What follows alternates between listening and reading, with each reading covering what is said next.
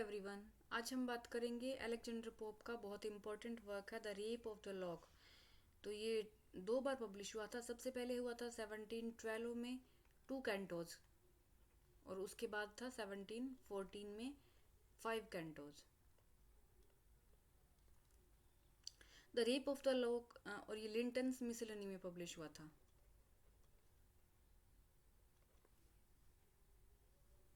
The Rape of the Lock is a mock epic poem written by Alexander Pope. A mock epic poem is equal in length or to a traditional epic, but it takes a satirical tone rather than a serious one. The poem was originally published in 1712 and contained only 2 cantos. Pope, wanting to further expand its epic format, rewrote the poem several times and finally published a 5 canto version in 1714. This version is the version we read today and widely regarded as one of the greatest mock epic poems written in the English language. It also established Pope as a master of the heroic couplet.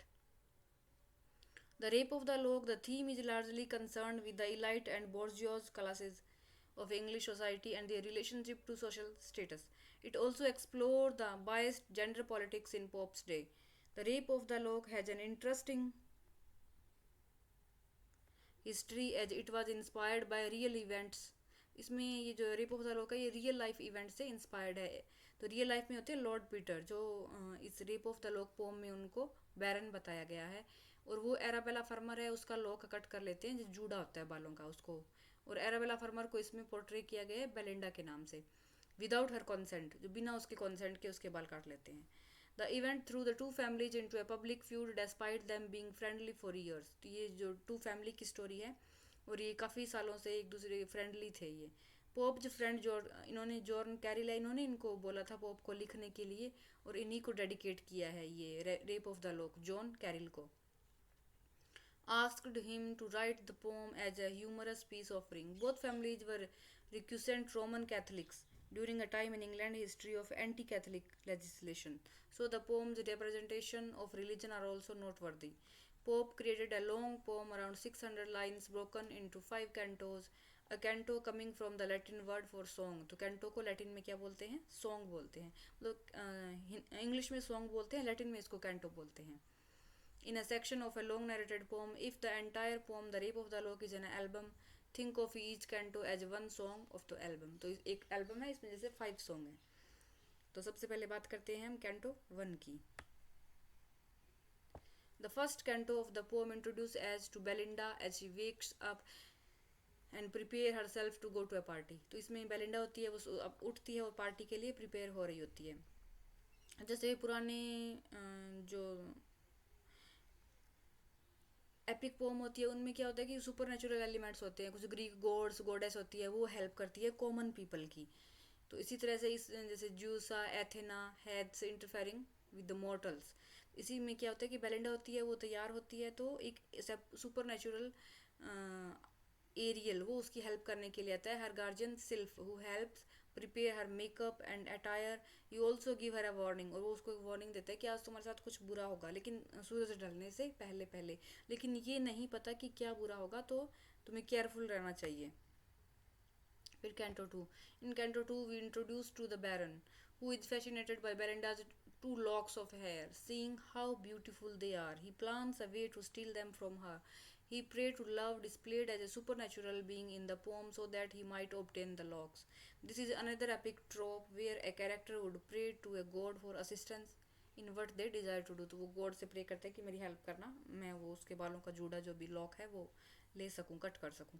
The baron and Belinda travel with a group of people by boat to the palace. While everyone seems happy and excited, Ariel, ये जो Belinda को guard कर रहा है, is still concerned about the misfortune to come. He gathers more denizens to ear to defend Belinda from whatever the misfortune may be.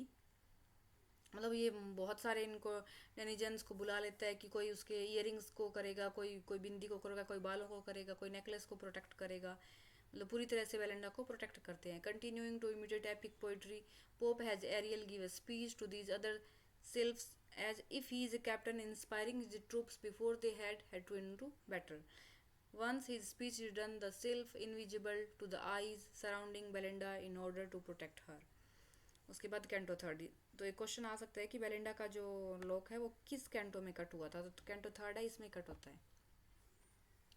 Following his imitation of an inspiring battle speech, Pope began Canto Third with an imitation of a battle. However, instead of there being actual fighting, he just described a game of cards playing between Belinda and the Baron.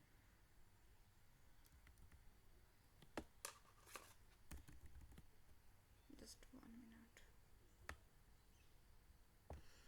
The Baron Pope uses elevated diction and description in order to make the simple card game sound like the most important competition in Belinda's life. और ये Belinda इस game को जीत भी जाती है last में. Coffee is served at the palace and the Baron is reminded once again of his desire to seize the lock of the Belinda. तो फिर से उसके मन में आता है कि मुझे इसका जो लॉक है वो काटना है. क्लेरिसा होती है, फ्रेंड होती है उसकी एलईडी, तो वो उसकी हेल्प करती है. अपने पर्स से वो अपेयर ऑफ सीजर उसको निकाल के देती है कि ये लो सीजर और इससे तुम काट लो उसका lock. He tries 3 times to cut off her. 3 बार तो ट्राई करता है, लेकिन जो एरियल्स होते हैं और उनकी आर्मी वो बेलिंडा को प्रोटेक्ट कर लेते हैं, बीच में इंटरप्ट करते हैं, जैसे ही वो काटता है उसको घुमा देते हैं. तो 3 बार तो वो फेल होता है, लेकिन उसके बाद चौथी बार वो काट लेता है. तो finally however the baron cuts off the lock and hold it triumphantly while Belinda screams in woe. तो वो चिल्लाने लग जाती है, पता नहीं क्या हो गया. उसके बाद कैंटो फोर्थ, तो कैंटो थर्ड में उसका लॉक कट जाता है. Belinda is miserable after her hair is stolen. Ariel flees the scene weeping and is replaced by another supernatural being named Ambriel. While Belinda lies in bed with a headache and feeling ill, Ambriel descends into the cave of spleen. This वो फिर चला जाता है कुछ solution के लिए cave of spleen में. This area has two meaning. Firstly, the spleen represented melancholy and negative emotion for women, and secondly, Pope described Umbriel a descent as if he is descending into underworld, another trope seen in the Greek and Roman epics from the cave of spleen. Umbriel brings back a bag of sins, sobs, and passion, and a vial filled with fainting fear, soft sorrow, melting griefs, and flowing tears.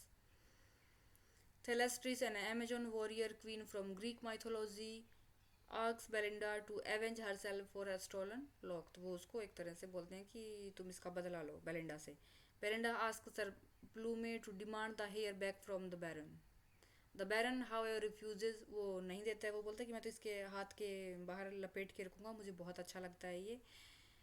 Umbriel breaks the vial over Belinda, who gives an emotional speech about how angered and upset she is that the Baron had to steal her beautiful lock from her. Canto 5, last canto है. Despite Belinda's emotional speech, the Baron still refused to return the hair. तो वो उसके बाद भी नहीं देता है उसको. This is when Clarissa speaks up and give up a speech about how we should not focus so much on beauty. तो ये जो क्लैरिसा होती है जिसने हेल्प की थी बैरन की लॉक काटने में, वो स्पीच देती है और बोलती है कि हमें ब्यूटी पे ज़्यादा फोकस नहीं करना चाहिए. But since alas frail beauty must decay, curled and uncurled since locks will turn to grey. मतलब कर्ल हो या अनकर्ल्ड हो, कैसे भी हो, उनको लास्ट में तो ग्रे होना ही है. Since painted not painted all shall fade. तो पेंटेड हो नोट पेंटेड हो, लास्ट में सभी फेड कलर फेड हो जाएंगे. And she who scorn a man must die a mad. Clarissa, who had aided the Baron in his crime, now asks Belinda to give up her anger and favor of good humor and good sense. तो वो उसको बोलती है कि गुस्सा छोड़ दो और गुड सेंस और गुड ह्यूमर लेके आओ, moral qualities which will outlast her vanities. But Clarissa's moralizing falls on deaf ears. तो उसका कोई फर्क नहीं पड़ता है उसके ऊपर बेलिंडा पे. And Belinda initiated a scuffle between the ladies and the gentlemen in which she attempted to recover the severed curl. The lock is lost in the confusion of this mock battle. However, the poet consoles the breathed Belinda with the suggestion that it has been taken up into the heavens and immortalized as a constellation. तो ये जो author होता है वो एक तरह से उसको बोलता है कि कोई बात नहीं, वो गुम गया है तो वो हेवन में चला गया और एक तरह से स्टार बन गया है. पब्लिश्ड इन लिंटन्स, ये 2-4 इंपॉर्टेंट टॉपिक थे. लिंटन्स मिसलनी में ये पब्लिश होता है और बेलिंडा को बार बार सन से कंपेयर किया जाता है.